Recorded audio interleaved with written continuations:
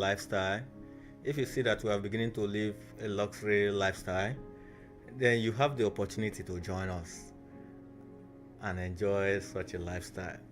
It is only God who can give luxury. Hallelujah. Eh?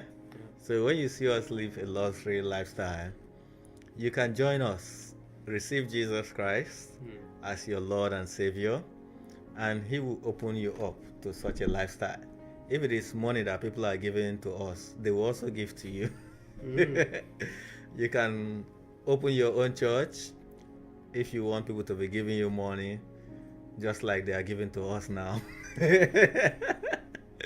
Open your own church and begin to preach to people. Pray for them, heal them.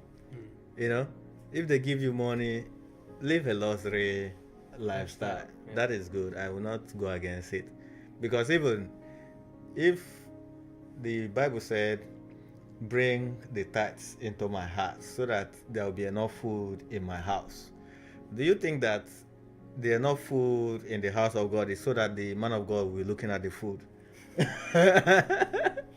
Eh? It's so that the man of God will also eat the food and give to people who are in need. Need of it, yeah. Okay? So become a man of God if you want to live the luxury lifestyle that